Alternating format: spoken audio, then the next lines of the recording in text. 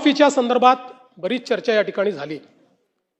पहिल्यांदा तर अध्यक्ष महोदय, आपल्याला याची कल्पना आहे की कर्जमाफी हा एक परिस्थितीची आवश्यकता म्हणून आपण करतो। कुठल्याही कर्जमाफीने शेतकरी कधी श्रीमंत झाला नाही तर होऊ शकत नाही, पण त्यावेळी शेतकऱ्याला क्रेडिटवर्दी बनवायचं जेणेकरून त्याला सावकाराकडे जावं लागणार नाही, हे एक महत्त्वाचं उद्दिष्ट आपल्या कर्जमाफीचं असतं। आणि मी पुन्हा एकदा सांगतो की आम्ही विधानसभेच्या निवडणुकीच्या वेळी हा शब्द दिला होता, आम्ही कर्जमाफी करू। खरं म्हणजे आम्ही 2029 पर्यंत थांबू शकलो असतो, कारण सगळ्या निवडणुका जिंकलो आहेत आम्ही, कुठल्या निवडणुका बाकी नाही आहेत, पण आम्ही तसं केलं नाही। आम्ही ठरवलं की शेतकरी अडचणीत असेल तर त्याला कर्जमाफी दिली पाहिजे, आणि कर्जमाफीचा निर्णय आपल्या सरकारने केला। आता याच्यामध्ये आपण काय काय केलं तर कर्जमाफी असेल, एकवेळ समझोता असेल, प्रोत्साहनपर लाभ असेल। खरं म्हणजे एक गोष्ट मला अजून लक्षात आणून दिली पाहिजे की या कर्जमाफीच्या व्यतिरिक्त दरवर्षी हे सरकार आहे महायुतीचं 25,000 कोटी रुपये वीज माफीची देतं शेतकऱ्यांना। 25,000 कोटी रुपये दरवर्षी हे पैसे भरावे लागतात, हे माफ नाही होत, हे भरावे लागतात दरवर्षी। पहिल्या वर्षी 20,000 कोटी, 22,000 कोटी, 25,000 कोटी हे पैसे आपण भरतो।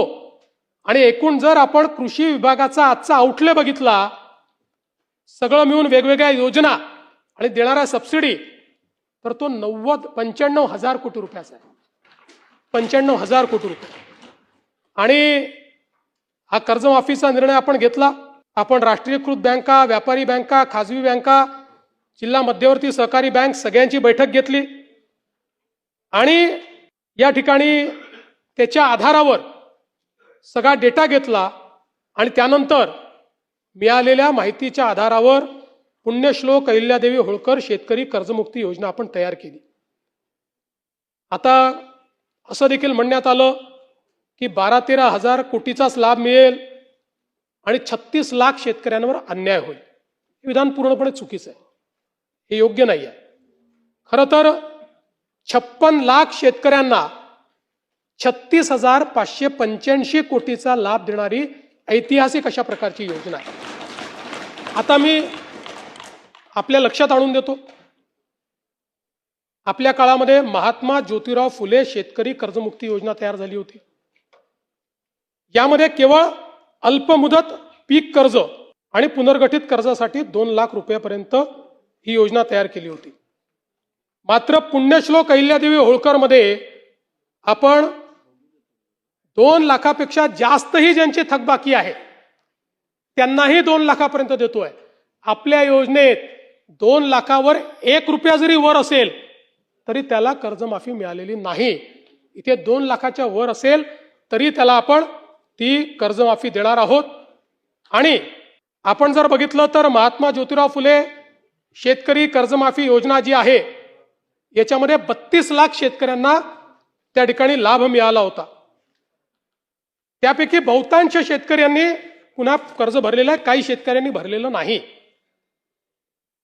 आणि म्हणून आपण ज्यावेळेस कर्जमाफीच्या संदर्भात निर्णय करायला घेतला त्यावेळी आपण एक प्रवीण परदेशींची कमिटी तयार केली होती, आणि या कमिटीला आपण काही लॉंग टर्म, काही शॉर्ट टर्म अशा पद्धतीनं काही सूचना द्यायला सांगितल्या होत्या।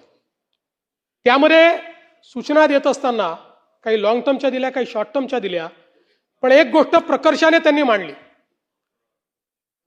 खरं म्हणजे बोलताना रोहितजींच्या ते लक्षात आलं नाही, ते असं म्हणाले की नैतिकतेवर शेतकऱ्यांच्या प्रश्न नैतिकतेवर नाही, त्यांनी त्या ठिकाणी जे मांडलं आहे, महाराष्ट्र एकमेव राज्य आहे की ज्या राज्यामध्ये 17 मध्ये कर्जमाफी, 20 मध्ये कर्जमाफी, 26 मध्ये कर्जमाफी, असं कुठेच झालं नाही। त्यांनी चिंताही मांडलेली आहे की बँकिंग सिस्टीमचं काय होईल।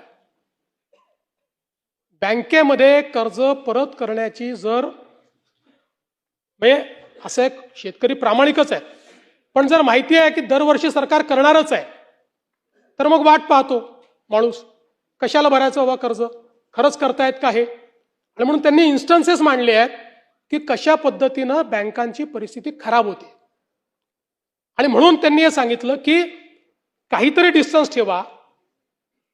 ज्या लोकांनी कर्जमाफी मिळवली आत्ता नुकतीच किंवा मागच्या कर्जमाफी योजनेत, त्या लोकांना जर पुन्हा कर्जमाफी त्यातले जर काही झाले असतील तर त्या ठिकाणी तुम्ही एक विविक्षित रक्कम त्याकरता भरा. पहिल्यांदा तर त्यांनी सांगितलं की तुम्ही त्यांना घेऊच नका, नाहीतर बँकिंग सिस्टीम कोलॅप्स होईल. पण मग त्यांनी सांगितलं की विविक्षित रक्कम भरा, काही रक्कम त्यांना भरू द्या, म्हणजे मग या ठिकाणी बँकिंग सिस्टीम चालेल. आता मुश्रीफ साहेब या ठिकाणी आहेत. मुश्रीफ साहेब आमच्या मंत्रिमंडळाच्या बैठकीत रोज सांगायचे की लवकर तारीख घोषित करा, कोणी कर्जच भरत नाही. आमच्या कोल्हापूर बँकेमध्ये रेग्युलर कर्ज भरणारे लोक होते, पण कोणी कर्जच भरत नाहीये.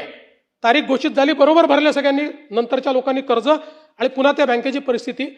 आज तुम्ही बघा, नागपूरची आमची बँक 90% नागपूरची बँक मागच्या घोटाळ्यात बुडली. आज शेतकऱ्यांच्या तुलनेत सगळ्यात कमी जर कर्ज कुठे मिळत असेल तर ते नागपुरात मिळतं, कारण बँक नाहीये. जिथे जिथे बँका बुडल्या त्या त्या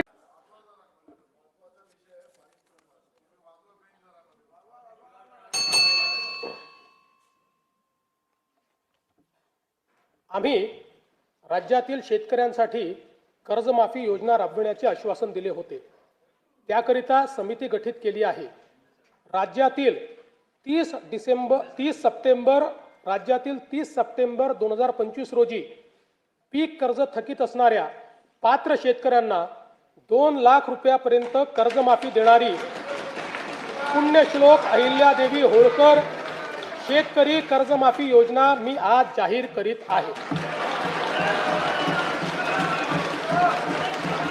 नानाभाऊ, राज्यातील नानाभाऊंना ऐकायचं एक मिनिट.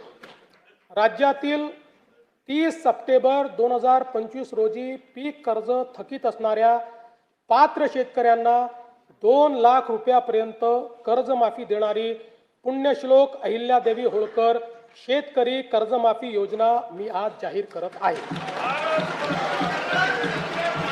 जे शेतकरी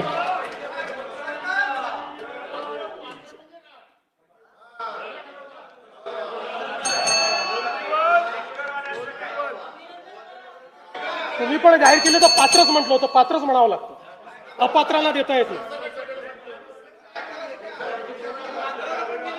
ऐका पुढे, अजून संपलं नाहीये. अरे अजून संपलं नाही, थांबा रे बाबा. शांत बसा, शांत बसा. जे शेतकरी कर्ज घेऊन नियमित परतफेड करतात अशा शेतकऱ्यांना प्रोत्साहन देण्याच्या हेतूने नियमित कर्ज परतफेड केलेली असल्यास अशा पात्र शेतकऱ्यांना 50,000 रुपयापर्यंत प्रोत्साहनपर लाभ देण्यात येईल. कर्जमाफी तसेच प्रोत्साहनपर लाभ देण्याबरोबर कोकणाला हे जास्त महत्वाचं आहे, कारण कोकणातले लोक सगळे कर्ज परत करतात. कर्जमाफी तसेच प्रोत्साहनपर लाभ देण्याबरोबरच राज्यातील बँकिंग यंत्रणा सक्षम असावी यासाठी समितीच्या शिफारसीतील निकषानुसार निर्णय घेण्यात येईल. शेतकरी वारंवार कर्जबाजारी न होता त्याला कायमस्वरूपी कर्जमुक्त करण्याचा शासनाचा संकल्प असून याबाबत समितीच्या शिफारसी अनुसार दीर्घकालीन उपाययोजना करण्यात येत आहेत. अनुसूचित जाती घटकांच्या सर्वांगीण विकासासाठी राजश्री शाहू महाराज शिष्यवृत्ती योजना, विद्यार्थी वसतिगृहे, भारतरत्न डॉक्टर बाबासाहेब आंबेडकर कृषी स्वावलंबन योजना, लोक साहित्यरत्न लोकशाहीर अण्णाभाऊ साठे नागरी वस्ती सुधार योजना इत्यादी योजना राबविण्यात येत आहेत. महात्मा फुले मागासवर्गीय विकास महामंडळ, साहित्यरत्न लोकशाहीर अण्णाभाऊ साठे विकास महामंडळ, संत रोहिदास चर्मोद्योग आणि चर्मकार विकास महामंडळाद्वारे अनेक योजना राबविण्यात येत आहेत. सन 2026-27 मध्ये अनुसूचित जाती घटक कार्यक्रमाअंतर्गत 23,150 कोटी रुपये इतका नियतव्यय प्रस्तावित आहे. माननीय सर्वोच्च न्यायालयाच्या आदेशानुसार राज्यातील अनुसूचित जातींच्या आरक्षणाचे उपवर्गीकरण करण्याकरिता प्रारूप आराखडा करण्याच्या दृष्टीने समिती गठीत करण्यात आली आहे. समितीचा अहवाल लवकरच अपेक्षित असून शिफारसीनुसार समुचित लाभ देण्याची पुढील आवश्यक कारवाई करण्यात येईल. आदिवासी समाजाच्या सर्वांगीण विकासासाठी राणी दुर्गावती महिला सक्षमीकरण योजना, शबरी आदिवासी वित्त व विकास महामंडळ, डॉक्टर APJ अब्दुल कलाम अमृतहार योजना, नमो आदिवासी स्मार्ट शाळा अभियान, आदर्श आश्रम शाळा, भगवान बिरसा मुंडा जोड रस्ते योजना, ठक्कर वापा आदिवासी विकास योजना तसेच पंडित दीनदयाल उपाध्याय स्वयं योजना आदी कार्यक्रम राबविण्यात येत आहेत. बिरसा मुंडा कृषी क्रांती योजनेत विंधन विहिरी व सौर पंप हा घटक वनक्षेत्रालगतच्या गावातील आदिवासी शेतकऱ्यांना अनुज्ञेय करण्यात आला आहे. कातकरी, कोलाम आणि माडिया या आदिम जमाती तसेच पारधी समाजाच्या सर्वांगीण विकासासाठी विशेष पॅकेजद्वारे निधी राखीव ठेवण्यात येणार आहे. सन 2026-27 मध्ये आदिवासी घटक कार्यक्रमाकरता 21,723 कोटी रुपये इतका नियतव्यय प्रस्तावित आहे. इतर मागासवर्ग, विमुक्त